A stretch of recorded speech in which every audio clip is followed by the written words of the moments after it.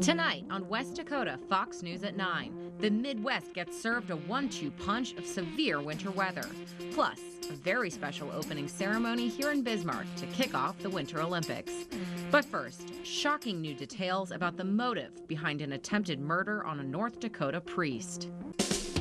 This is West Dakota Fox News at 9 with Molly Martinez and meteorologist Henry Blakes. Your first news of the night starts right now on West Dakota Fox News at 9. Good evening, I'm Molly Martinez. Explosive new details tonight on the violent attack on a priest in Anamoose. New unsealed court documents showed Chad Legary believed the priest, Robert Lipinski, had sexually assaulted his girlfriend.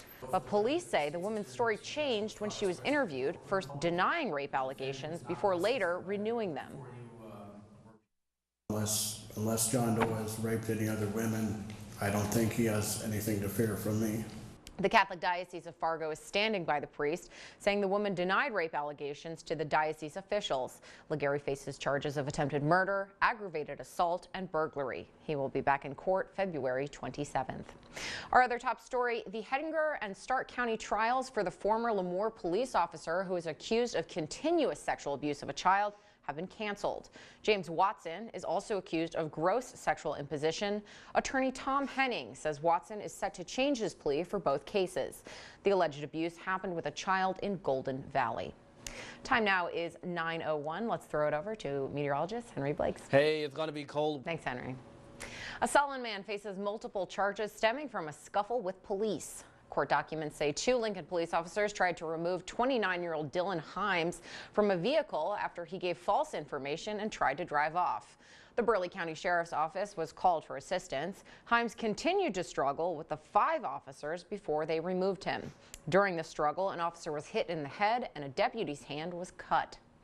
The Libertarian candidate for Secretary of State, Roland Reimers, is headed to the Supreme Court next week. Reimers is appealing a Grand Forks court decision that he had to pay more than $40,000 in damages to agribusiness CHS Incorporated. Court documents say that in November of 2015, Reimers was accidentally sent a check by CHS Incorporated for almost $39,000, which Reimers eventually spent. In May of 2016, a judge ruled in the favor of CHS Incorporated. Well, Bismarck police have had an unlucky week in accidents. Last night there was yet another cruiser crash, the second one of the day, and this time it was the officer's fault. According to Highway Patrol, a Bismarck police officer was turning left on Expressway when it collided with a 2002 Honda Civic coming from the opposite direction. The officer was cited for turning left in front of traffic. Nobody was injured in the crash. The new Burleigh County Morton Detention Center recently opened its doors, and already it needs some fixes.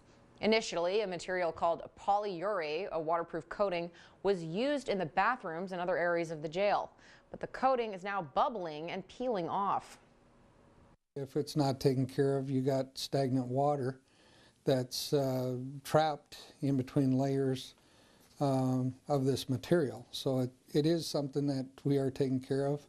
And it's something that needs to be fixed. Hall says the problem was brought up by inmates after the jail first opened. Jail employees say they've been finding more areas with the issue and are trying to fix them. The Department of Transportation is proposing a major overhaul for upkeep on some Bismarck-Mandan busiest roads. These are the roads that desperately need maintenance: I-94 from Highway 25 to Grant Marsh Bridge and Bismarck Expressway to South Washington Street. It's very important. You know, we want to extend the life of the roadway so that we can avoid doing a major reconstruction early, so we can postpone reconstruction of pavement by keeping up with the maintenance. The project will cost $11 million. The North Dakota Department of Transportation is hoping to start construction in the fall of 2019. Well, the Missouri River is mostly frozen over right now, but as the weather gets warmer, flooding becomes a major concern. The National Guard is preparing before that happens.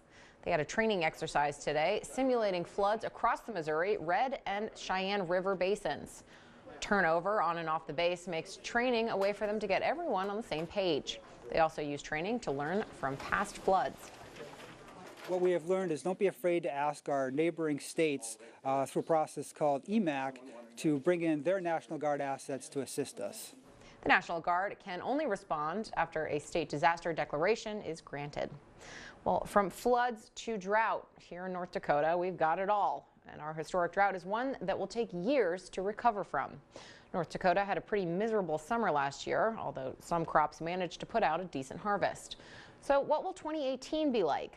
John Salling is here to give us a look. Well, earlier today, the Winter Olympics in Pyeongchang had their opening ceremony, and first graders at Northridge Elementary School got to join in the fun. For the children's PE class, they gathered into countries and walked through the school, waving their flags to celebrate opening ceremony of the 2018 Winter Olympics. We really wanted, as teachers, to show examples of athletes who have worked hard and persevered and really overcome a lot of obstacles to get to where they're at. And so I think they're shining examples of what these kids can grow up to be.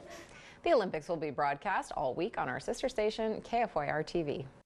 A winter storm is unleashing an absolute walloping on the Midwest right now. You're looking at a scene from Michigan.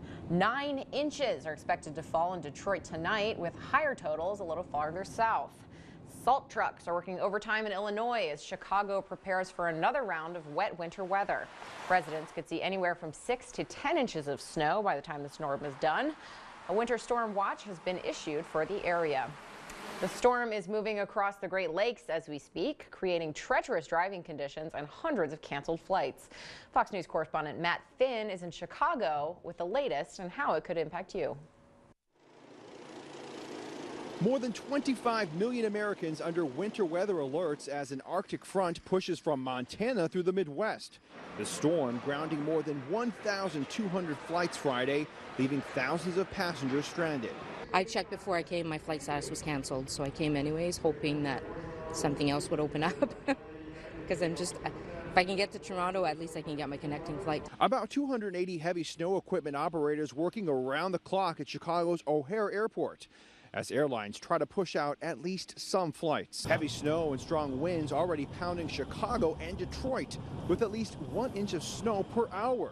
Top priority, people safety, whether that's on the streets and making sure the streets are plowed and passable, to whether that's homeless folks and making sure that they are from the family services and our warming centers. Here in Chicago, at least 6 inches of snow already on the ground, and it continues to fall, making it the worst snowstorm in Chicago in 3 years. And the city expects a 1-2 punch with more snow on Sunday. In Chicago, Matt Finn, Fox News. We're not the only ones getting a blanket thrown over us. A freak snowstorm hit Paris. Residents took advantage of the hills of Montmartre for a little downhill skiing. Almost 5 inches have fallen in Paris. Then accumulation is expected to rise. The weather is in stark contrast from what they're typically used to, which is mild and rainy. Back stateside, the NTSB is investigating a train wreck today in Maryland. They say a CSX carrier collided with a semi-truck. Police do not have information on injuries at this time and report the accident was not a derailment. From the air, the truck can be seen sitting upright on the train tracks with its cab slightly crooked. Also in Maryland, a car slammed into a Baltimore County school bus this afternoon. 27 high school students were on board. 4 students and the driver of the car were taken to the hospital for non-life-threatening injuries. Another bus crash to tell you about. This school bus had 32 kids on board and it hit 2 cars in northeast Portland this morning. Witnesses said the driver swerved to avoid a cat in the road and hit 2 parked cars before crashing into a tree. 2 students suffered minor injuries and 1 was taken to a nearby hospital. A Texas woman drove her car off the 3rd floor of a Houston parking garage this morning and walked away without injuries. The Houston Fire Department is calling it a miracle.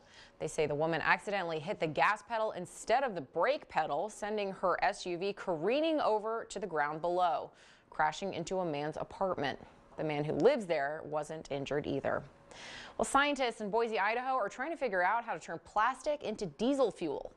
The team Renewology just got a $50,000 grant from the project from Dow Chemical. They've run a couple tests on how to convert recycled materials and hope to have a research and testing plan in place by summer. Well, bad news if you have something to return from LL Bean. The company just announced that they are ending their ultimate lifetime return policy. The reason? Too many people are abusing the service. The company has touted its 100% satisfaction guarantee for more than a century, but now it's imposing a 1-year limit to most returns to reduce growing abuse and fraud. People living in California were treated to a living light show earlier this week. Tiny glowing plankton lit up the waves on the coastal town of Big Sur. The rare bioluminescent plankton bloom gravitate towards nutrient-rich waters. And happening right now, a very close encounter from outer space. An asteroid is skimming past Earth as we speak. Discovered just 5 days ago by the NASA-funded Catalina Sky Survey in Tucson, Arizona. Asteroid 2018 CB is said to be between 50 and 130 feet wide and will come within 39,000 miles of our atmosphere. Our very, very cold North Dakota atmosphere.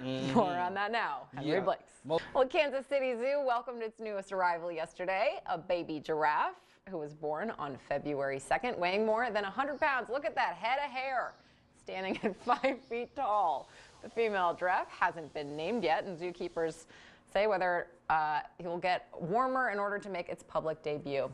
And get ready for some new emojis. The nonprofit Unicorn Consortium announcing this week that 157 emojis will be released by the end of 2018. The new collection will include several foods like cupcakes and lobster, and also available hairstyle variations and more sports. The new additions will bring the total number of emojis to 2,800.